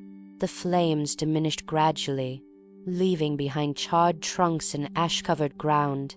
Silence returned, but it was not the same silence as before. The ridge had changed shape permanently. New cliffs rose where old slopes had been. New stone lay where forest once stood. The world had learned destruction. Izanami stood among the ash, her expression unreadable. From her union with Izanagi had come sea, land, wind, rain, forest, creatures of air and water. Now, from that same creation had come flame. She felt the heat linger within her, not external heat from burning ridge, but something deeper. Fire had been born, and in being born, it had demanded something in return. The ridge still smoldered. Thin streams of smoke rose from blackened stone, drifting upward into a sky that had not yet decided whether it would clear. Ash settled lightly across the forest floor below, coating leaves and riverbanks in grey. The world had not ended, but it had changed. The molten river that had once flowed bright as captured sunlight now lay hardened into jagged dark rock. Its surface still radiated faint warmth, a reminder that heat had not vanished, only transformed. Izanami stood at the edge of the cooled flow. She did not recoil from it. She did not attempt to reshape it. She simply watched. The birth of flame had not felt like earlier acts of creation. When islands had risen, the sea had adjusted gently. When forests had grown, the land had softened in welcome. But fire had demanded. It had taken what it touched. The forests that once stood upon this ridge were gone. Creatures had fled. The earth itself bore scars. Izanagi approached slowly, feeling the residual heat beneath his feet. His gaze moved across the altered terrain, not in anger, but in comprehension. This was always within the earth, he said quietly. Yes, Izanami replied. Her voice was softer than before, but it was not always meant to surface. The warmth beneath the ridge pulsed faintly again, not erupting, but alive. Fire had been born not only from molten stone. It had been born through them, through their continued shaping of the world. Creation had grown complex enough to hold imbalance, and imbalance had consequences. Izanami stepped forward and placed her hand upon the hardened rock. The surface was warm, warmer than any stone should be after cooling. The heat traveled through her palm, into her arm, into her body. It did not burn her skin. It burned deeper. She inhaled sharply. Izanagi sensed the shift immediately. The warmth beneath the earth responded to her touch as it had responded to breathe and naming before. But this time, it did not soften. It surged. Flame flickered briefly along the cracks of the hardened rock, tracing lines like veins of light. Izanami withdrew her hand, but the heat remained within her. It did not dissipate. It spread across her chest, through her limbs. Her breath grew heavier. Izanagi stepped toward her. The fire does not separate from you, he said. She nodded slowly. It was born through me, not as wind had been, not as rain had been. Fire required something greater. It required sacrifice. The world, which had known only steady growth until now, felt the shift. The wind slowed. The rivers seemed to hesitate, their surfaces smoothing unnaturally. Creatures that had returned cautiously to the edges of the burned ridge paused again. Something deeper than flame was occurring. Izanami's body grew warmer with each passing moment. Not feverish, not chaotic, but intensifying.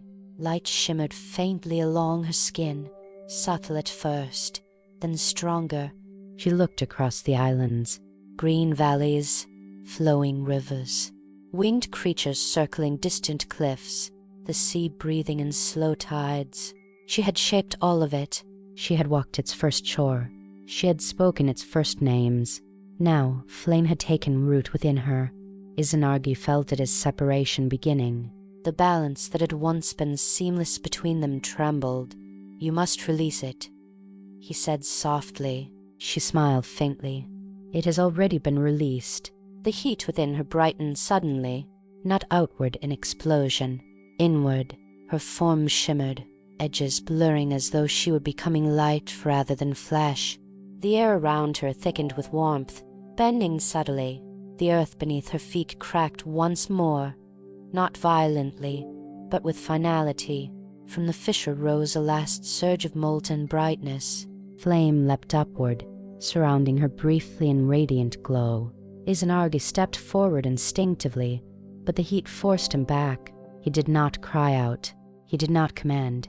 He watched. The glow intensified, then softened. When the light faded, the ridge stood silent. The molten stone remained hardened. Smoke drifted lightly in the air. But Izanami was no longer standing there. The heat that had filled her had returned to the earth, but she had not. The world felt it immediately. The wind did not resume its rhythm. The rivers did not rush forward. The forests did not sway. A stillness fell across the archipelago deeper than any before. This was not the stillness of formation, nor the stillness of growth. It was absence. Izanagi remained alone on the ridge. He stepped forward slowly toward the place where she had stood. The stone was warm, but no longer burning. He knelt, his hand pressed against the hardened rock. It did not answer. No pulse, no breath. The fire had been born, and it had demanded the mother of growth in return. The world would continue. Forests would regrow along burned slopes. Rivers would carve new paths around blackened rock. Creatures would adapt to flame as they had adapted to rain. But balance had shifted. Creation now carried loss. Izanagi rose slowly. The sky above had grown pale again, as though unaware of what had changed. The sea resumed its gentle movement, uncertain. The world had gained flame, and in gaining it, it had lost its quiet center.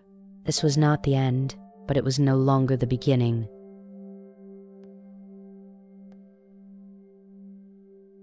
The world did not announce her absence. No thunder marked the moment. No mountain split. No sea withdrew in mourning. Instead, the world continued, and that was what made the loss unbearable. The wind returned first, tentative and unsure, brushing lightly across the ridge as if testing whether it was permitted to move again. The smoke thinned. Ash settled into the crevices of stone and the folds of earth. Far below, rivers resumed their patient descent, carrying traces of warmth and darkened soil toward the sea. Life did not pause. It adjusted. Izanagi descended from the ridge alone. Each step downward felt heavier than the one before. Though the slope had not steepened, the land had not changed beneath his feet. Yet everything felt unfamiliar. The path he followed had once echoed with shared presence, with quiet creation unfolding at their pace. Now it stretched ahead of him in silence. He did not speak her name. Not yet. The islands unfolded before him as he walked. Valleys where mist clung low to the ground, forests breathing softly in the early light, rivers reflecting pale skies without question. Creatures moved cautiously, sensing change without understanding it. They lived. They adapted. They did not grieve. Izanagi felt the weight of that truth settle within him. Creation, he realized, had no memory. It carried forward without hesitation, reshaping itself endlessly. The loss of a creator did not halt its rhythm. It simply became part of it. This understanding hollowed him. He walked for a long while, though time had become indistinct. Days and nights blurred together beneath drifting clouds. At times he passed places where Izanami had once lingered, a shoreline where she had shaped the curve of sand with her hand, a grove where she had stood listening to new leaves unfold. Each place remained. She did not. Eventually, the light itself seemed to thin. The sky lost its clarity, becoming dimmer, as though the world had absorbed brightness rather than reflected it. The air cooled, carrying a scent not of earth or sea, but of something older, stagnant, unmoving. Izanagi slowed. Before him stretched a narrow passage between hills that did not rise so much as lean inward. Their stone faces were smooth and dark, worn not by water but by the absence of it. Moss did not grow here. No roots reached across the path. This was not a place shaped by time. It was a place untouched by it. Beyond the passage lay Yomi, the land where breath did not return. Not a realm of punishment, not a realm of judgment, a realm of stillness. Izanagi had known of it in concept. In distant awareness, it existed as the necessary shadow to creation, a place where endings settled, where what could no longer move came to rest. But it had never called to him before. Now it did. The air grew heavy as he stepped closer. Sound faded. Even his footsteps seemed muted, swallowed by the ground before they could echo. The boundary did not announce itself with gates or guardians. It simply waited. Crossing into Yomi did not feel like entering another world. It felt like leaving one behind. The warmth of the living land did not vanish instantly. It lingered on his skin, fading gradually with each step forward. The light behind him thinned, While the darkness ahead did not deepen, it flattened, becoming uniform, without source or shadow. Here there was no wind, no flowing water, no growth. The ground was firm but lifeless, neither soil nor stone as the living world knew them. It bore no tracks, no imprints. Nothing stayed marked for long. Izanagi continued. He felt her presence before he sensed her form. Not warmth, not movement, a density in the air, a gravity that pulled inward rather than downward. Izanami, he said at last. The name did not echo. It did not fade. It simply remained where it was spoken, suspended in the stillness. Ahead, faint shapes emerged, contours of a landscape stripped of change, hills without vegetation, caverns without depth, a sky without stars. And within that dim horizon, something waited. Not with intention, not with awareness, with inevitability. Izanagi felt the weight of his purpose press upon him. He had come to retrieve her, not because the world demanded it, not because balance required it, but because he could not accept that creation should continue without her. This was not an act of defiance against death. It was an act of love unprepared for loss. The path ahead darkened further, narrowing as it descended. Each step carried him deeper into a realm where return was not guaranteed. Yet he did not hesitate, because behind him lay a world that felt incomplete, and ahead lay the one being whose absence had made it so. The stillness of Yomi did not deepen as Izanagi moved forward. It remained constant, an unchanging weight pressed evenly across everything. There was no sense of distance here, no reliable measure of how far he had walked. Space folded in upon itself, not bending but refusing to extend. Ahead, the presence grew clearer, not brighter, not louder, heavier. The air thickened, as though every breath passed through layers of memory. Izanagi felt his own heartbeat more acutely here, not because it quickened, but because it stood in sharp contrast to the absence surrounding him. Life announcing itself where life did not belong. At last, the path widened into a vast hollow. The ground dipped gently downward, forming a basin carved not by water, but by time without motion. Stone walls rose around it, smooth and dark, curving inward like the inside of a closed hand. And there, seated at the center, was Izanami. She did not rise when he approached. She did not turn. Her form was partially obscured by shadow, but unmistakable. The familiar slope of her shoulders, the fall of her hair, the still grace she had always carried. Yet something about her presence felt wrong, as if the space she occupied resisted her. She belonged here now. Izanagi, she said. Her voice was low even, without echo. It carried no warmth, but no hostility either. He stopped several paces away. Relief surged through him first, sudden and overwhelming. She was here. She could still speak. She still knew his name. But beneath that relief lay something colder. Something that did not move. "I have come for you," he said. The words felt fragile in the open stillness, thinner than he had expected. He had imagined this moment differently. Imagined urgency, tears, a plea that would tear open the silence. Instead, his voice emerged measured, restrained, as though Yomi itself had tempered it. Izanami turned slowly. Her face remained partly in shadow, but her eyes were visible, dark, reflective, unreadable. They looked upon him not with surprise, nor longing, but with recognition. "You should not be here," she said. The words were not a warning. They were a fact. "I cannot leave you here," Izanagi replied. For the first time, something shifted within her expression. Not emotion, memory. A faint tightening, as though a fragment of the world they had made together stirred within her. "This place does not release what enters it," she said. "You know this?" "I know only that the world above is unfinished without you," he said. "Creation continues, but it lacks balance. It lacks me," she said quietly. She lowered her gaze. The silence that followed was not empty. It carried the weight of everything they had shaped together, seas drawn into their paths, mountains raised from nothing, lands given form through shared intent.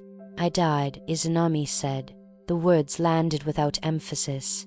I died giving life. Izanagi felt the truth of it strike deeper than any accusation could have. He stepped forward instinctively, then stopped himself, sensing an invisible boundary between them. You did not die alone, he said. The world we made still bears your presence. That presence is memory, she replied. Not existence. She turned away again, her gaze drifting across the barren basin. This realm does not take gently, she continued. It does not erase. It reveals. Izanagi felt a chill run through him. Do not look upon me, Izanami said. Not yet. The request was calm, but final. I must consult the rulers of this place, she said. If there is any path for my return, I will find it. Hope flickered. When? Izanagi asked. Remain where you are, she said, and wait. She rose slowly and moved toward the deeper shadows at the far edge of the basin. Her steps made no sound. Her form dissolved gradually into darkness, as though the space itself absorbed her. Alone once more, Izanagi waited. Time did not pass in Yomi as it did above. It pooled. Moments stretched without progression. The stillness pressed inward, magnifying every thought. Izanagi felt doubt creep in. Not sudden, but gradual, like cold seeping through stone. What if she did not return? What if the world above adjusted fully in her absence? What if creation no longer needed either of them? A sound stirred behind him. Soft, wet. Izanagi turned before he could stop himself. From the darkness emerged movement, slow, uneven, accompanied by a sound like shifting earth. Shapes followed, indistinct, their forms incomplete. They did not approach him directly, but lingered at the edges of perception. Yomi revealing itself. Izanagi felt unease settle in his chest. Then, from within the darkness ahead, Izanami's voice rose, strained, no longer even. Izanagi, she called. Do not look. But the sound that followed her words was wrong. A tearing, uneven sound, not violent, but irreversible, and in that moment, fear overcame restraint. Izanagi turned. What he saw was not Izanami as she had been. It was what Yomi had made of her. The form before him still bore her outline, but it had been altered, flesh dulled, shadowed, bound to the stillness of the realm. The grace that had shaped worlds now lay fragmented, burdened by decay that did not move forward or backward. She was neither alive nor merely absent. She was bound. Izanagi recoiled. Not in disgust, in grief. I told you not to look, Izanami said, and now her voice carried depth, layered with echoes that did not belong to her alone. You cannot take me back, she said. This place has claimed me. The hollow filled with motion. Shapes gathered behind her, drawn to the rupture of sight and recognition. I will not return, she continued. And now you must leave. Her gaze hardened. If you do not, she said, this place will claim you as well. The stillness broke, not into chaos, but pursuit, and Izanagi understood too late that love alone could not undo what death had sealed.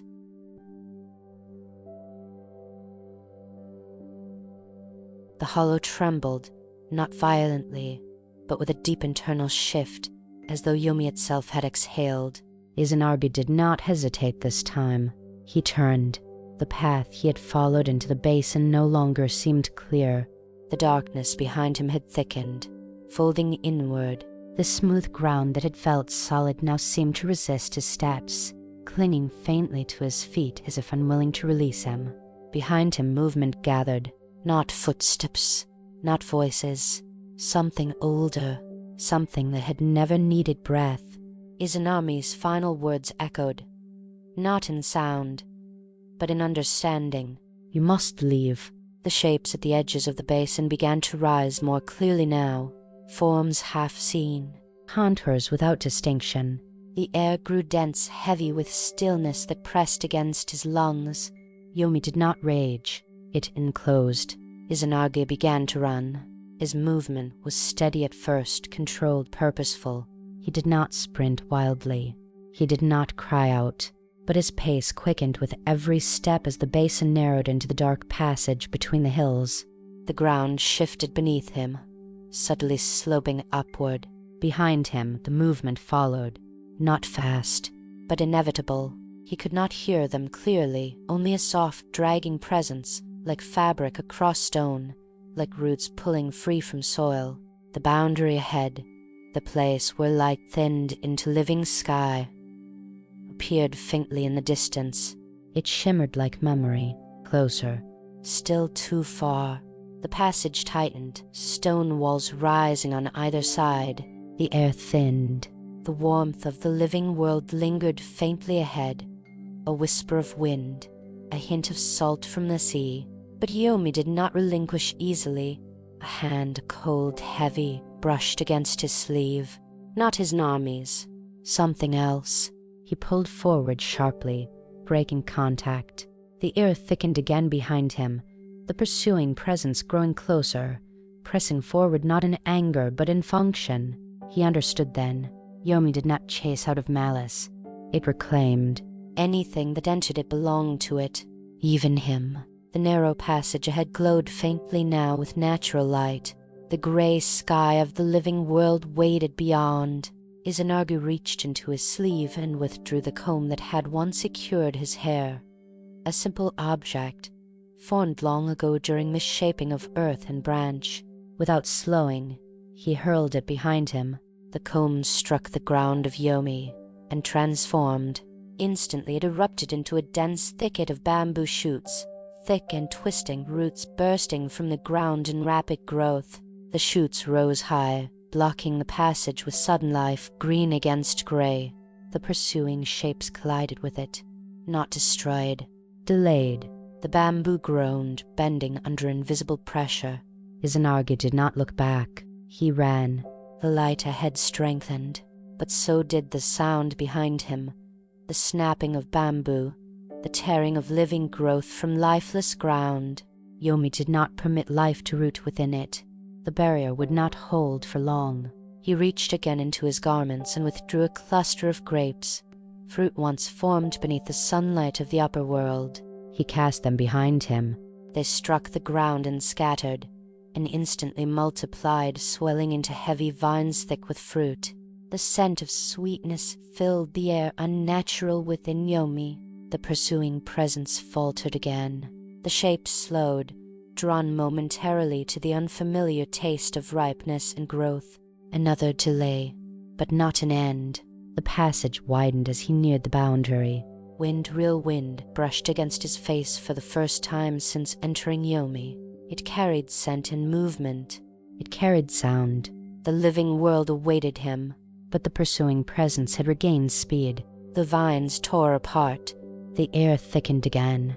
And then, closer than before, he heard her voice. Not the calm voice from the basin, not the echoing layered tone of decay. A voice sharpened by anger. Izanagi, he faltered. For a single step.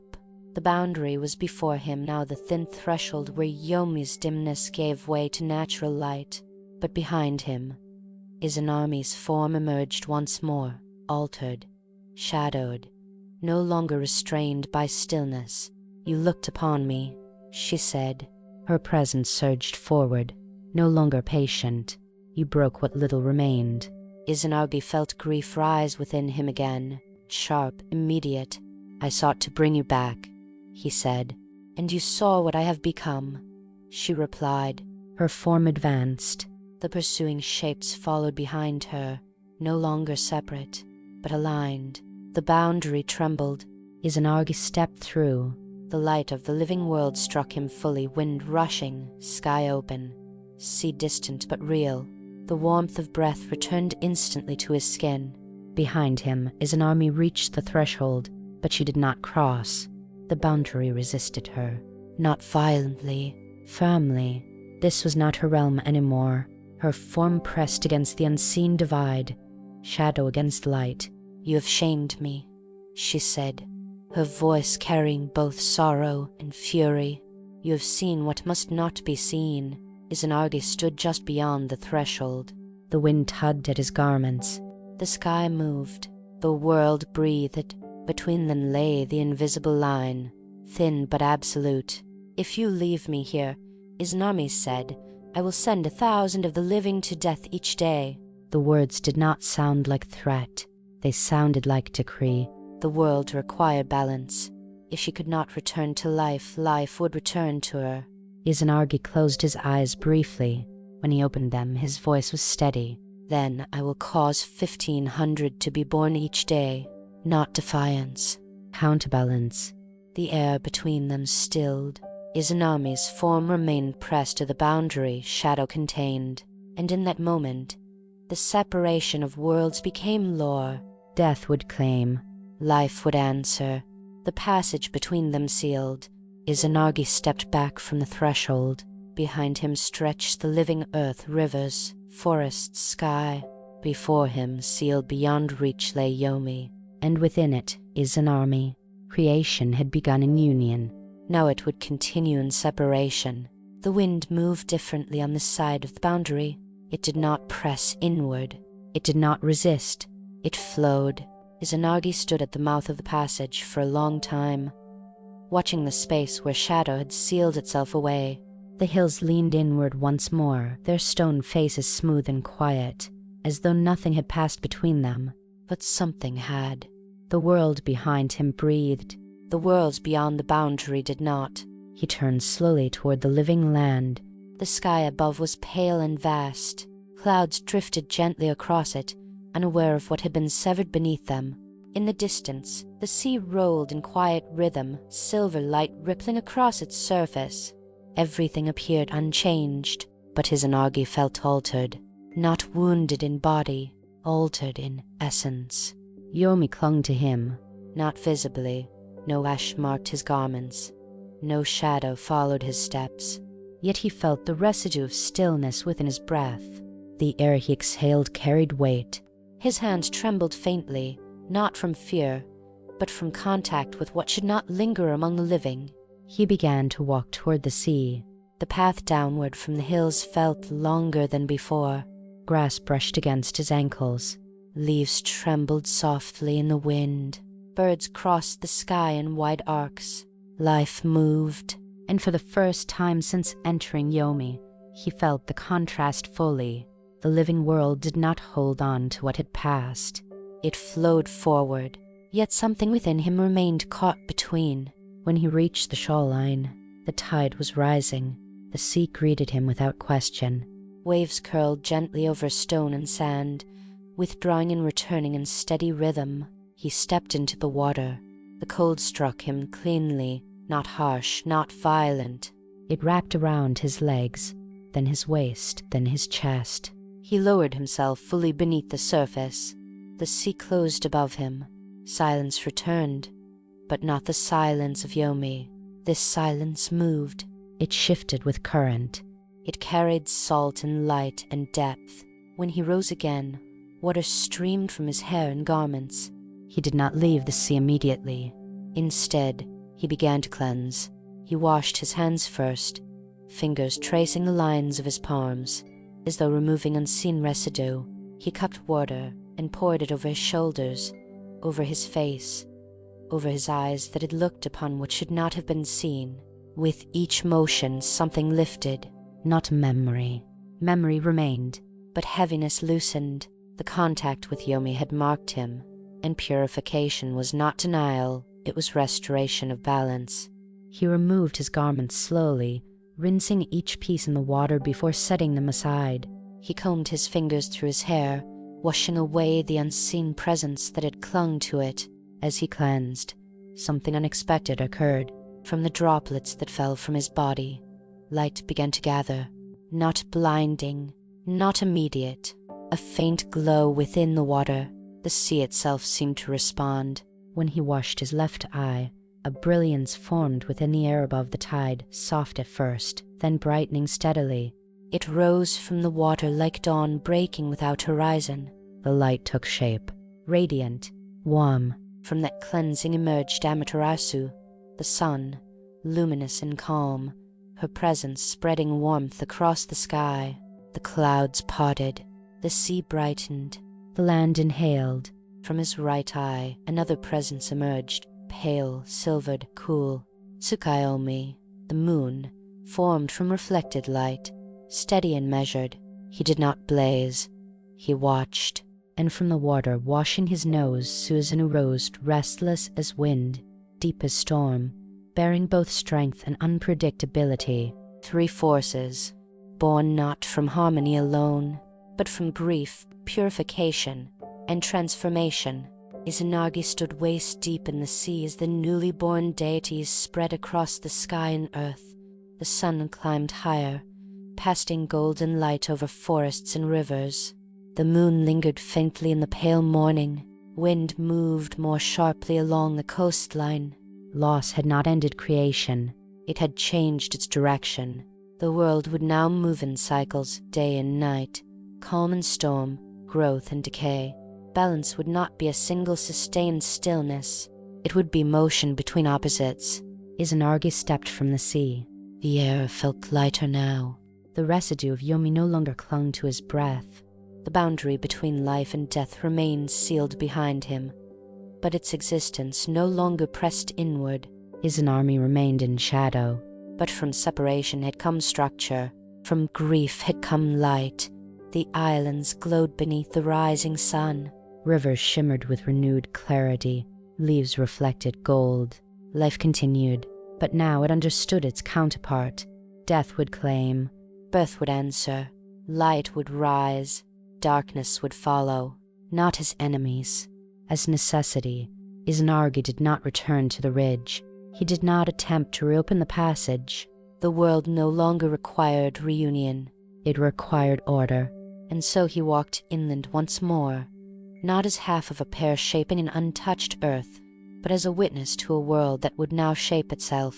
Behind him, the sea breathed. Above him, the sun burned steady.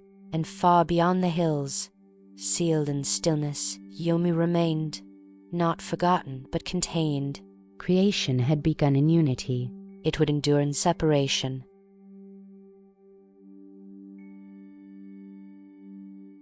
Long after the sea had quieted and the sky had settled into its rhythm, the world continued. Not loudly, not urgently, but steadily. The sun rose and fell. The moon followed its measured path. Wind crossed the land without asking where it had been before. Mountains stood where they had always stood, bearing the memory of fire and time in their silent bones.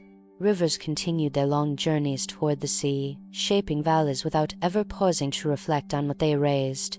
Life did not look back. It moved forward. And yet, the story remained.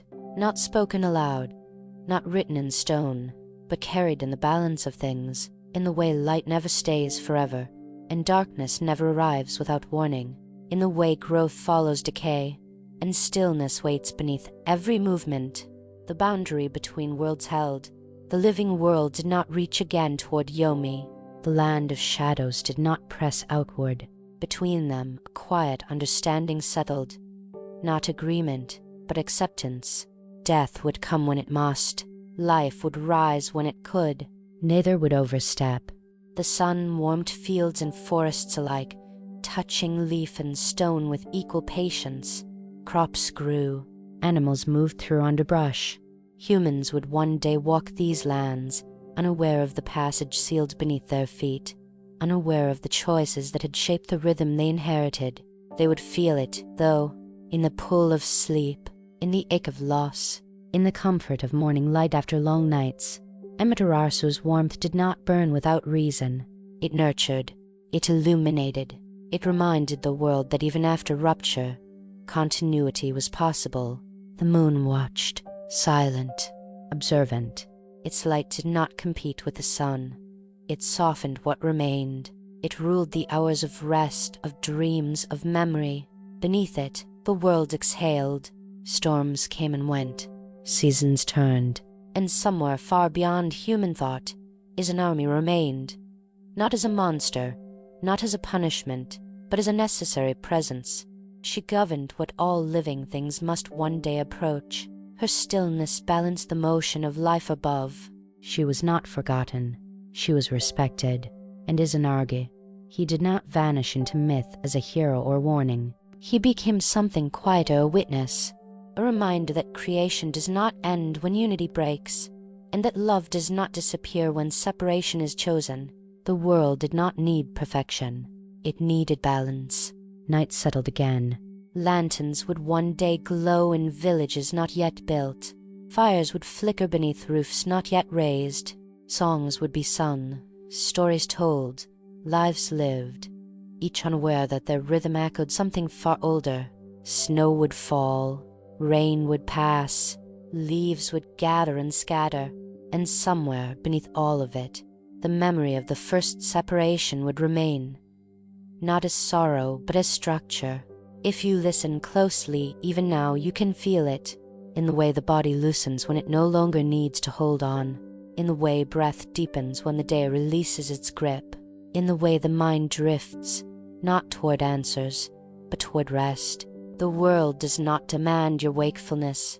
It does not ask for your vigilance. It continues whether you watch or sleep, and so you may rest. The sun will rise again. The moon will follow. The sea will breathe, and the story complete, settled whole, will remain exactly where it belongs, in balance, in quiet, in time.